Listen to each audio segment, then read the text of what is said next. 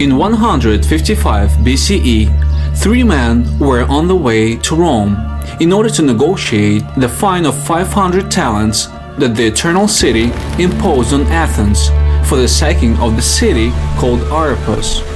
It was an enormous amount to pay, so the Athenian people sent the leading philosophers to negotiate the fine.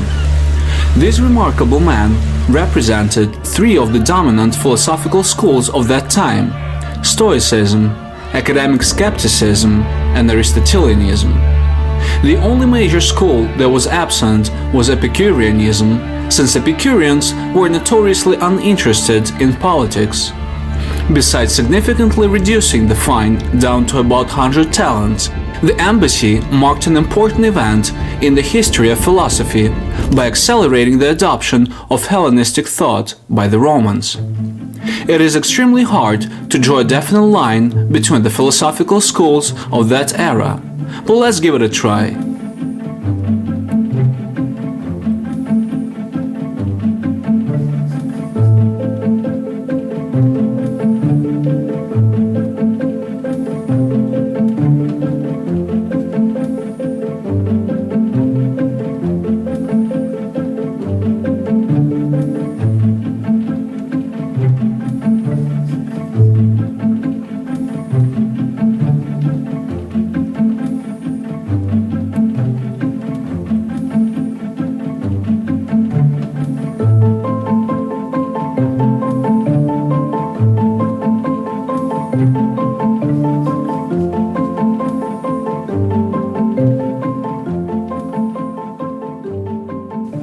In the pre-Christian West, Stoicism represented the most popular vision, teaching freedom from instinctive reactions by following reason.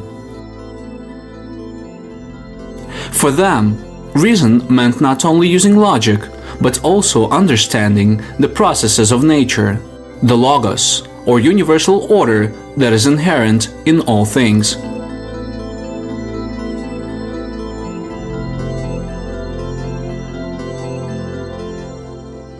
Since the order is rational and meaningful, accordingly, nothing happens that is not part of this cosmic reason. Therefore, whatever happens in any given situation is the best of all possible outcomes. Our purpose in life, according to Stoicism, is to live in harmony with the divine order of the universe, recognizing the essential value of all people according to their virtues, such as wisdom, courage, justice, and temperance. It fit Romans well, since they considered virtue to be their crowning achievement. Meanwhile, another rival school of late antiquity, the Epicureans, found no value in virtue. It was beneficial only when it served as means to gain happiness. Avoidance of suffering and happiness by means of sober reasoning played a central part in the philosophy of Epicureanism.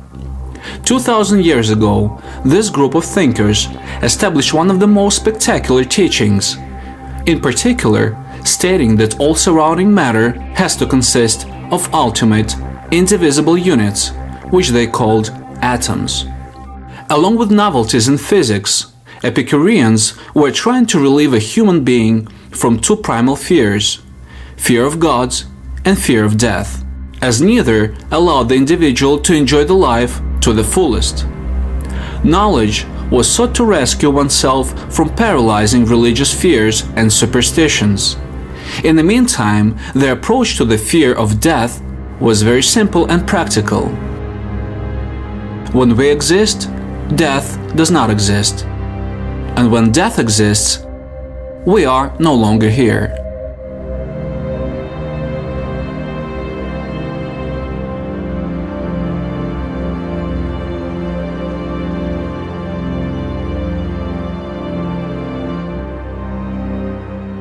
Undoubtedly, Stoicism and Epicureanism provided many answers to people who were looking for dogmatic and comprehensive philosophical systems. For those who rejected any form of dogmatism, there were skeptics.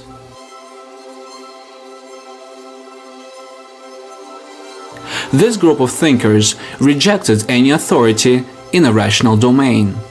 Skepticism claim that nothing can be known with certainty, since there is no definite criteria for truth in this world. Peripatetics, who were followers of Aristotle, had a more practical approach to philosophy and concentrated on scientific inquiries, attempting to preserve the methods of their school's founder. Within the wide range of different and unique philosophical styles, there were those that without any doubt projected an immense influence on the further development of Western civilization. We call them Platonists.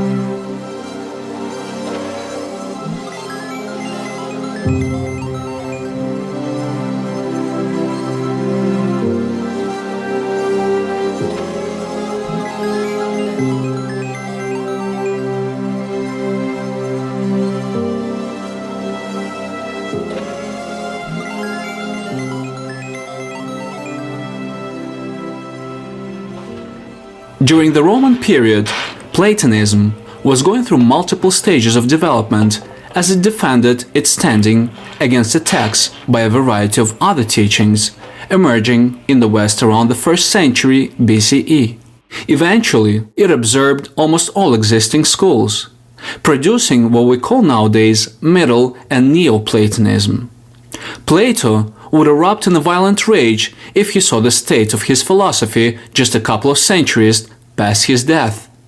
Nevertheless, new adaptations of his system led to some extraordinary achievements, particularly in metaphysics and mysticism. One of its exceptional accomplishments was to develop the concept of a universal triad: the One, the intellect, and the soul, along with the anticipation of modern evolutionary theory embodied in the great chain of being concept.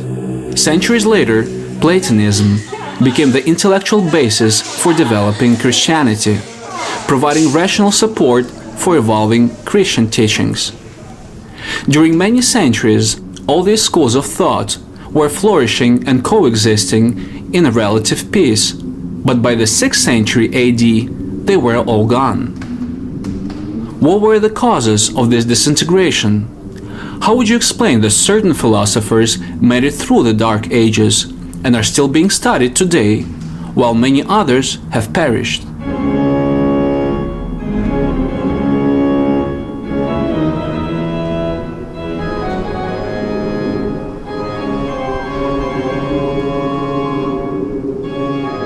Philosophy did so well in the Roman Empire because there were lots of leisure time, wealth, and stability. Just like in antique Athens, the place where almost all philosophical schools were born.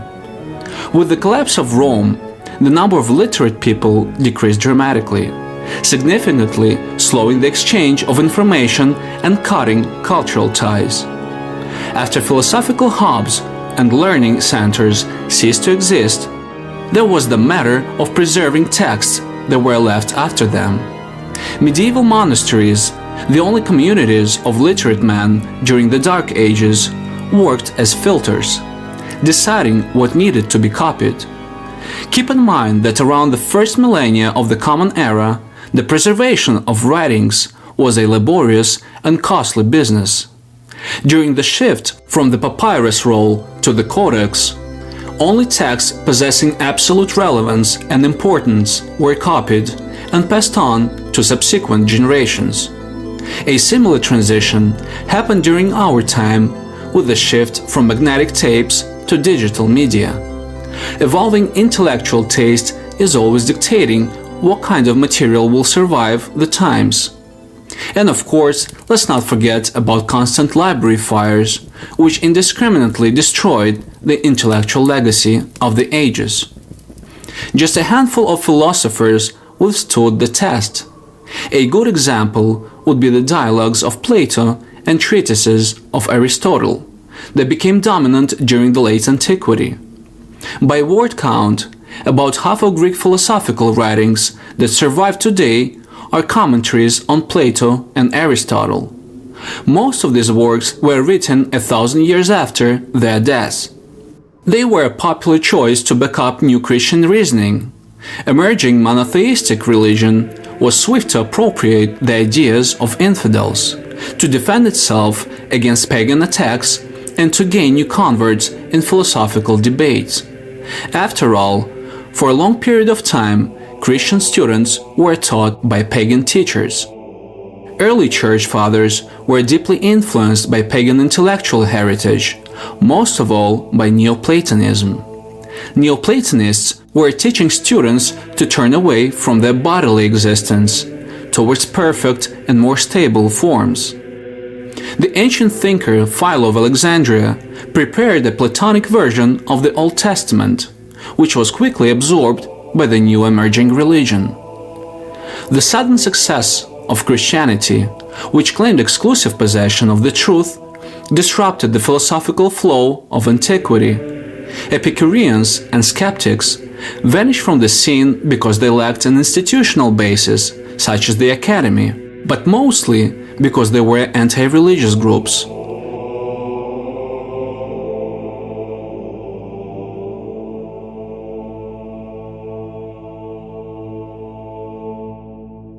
The death of Hypatia in 415 AD openly portrays the violent conflicts that followed, closing the chapter of classic antiquity with its religious tolerance and pluralism of thought.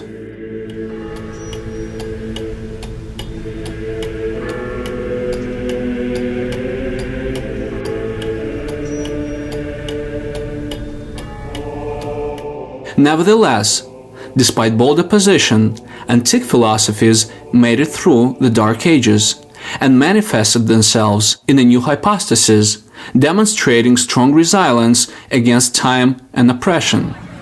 Aristotelian thought became dominant around the 12th century CE and conquered developing European universities. Rediscovered Aristotelianism left a huge impression on medieval education as well as theology. Platonism revealed itself during the Renaissance, inspiring pagan motifs in art as well as general revival of interests in classic antiquity. Obsession with Plato led to attempts to re-establish the famous academy by Cosimo Medici in Florence around the 1480s. Skepticism, on the other hand, was behind emerging modern science in 1600s. It rendered a huge influence on scientific methodology and provided the tools for modern scientific research in areas ranging from medicine to astronomy. One can find reflections of Epicureanism in contemporary Western society, where individuals liberated from superstitious fears are striving for the bodily spoils of life that our culture has to offer. In any case, this resurgence of long-forgotten systems proves once again that true philosophy is always capable of adapting to the contemporary era, demonstrating a boundless capacity to capture people's minds and to transcend time and space.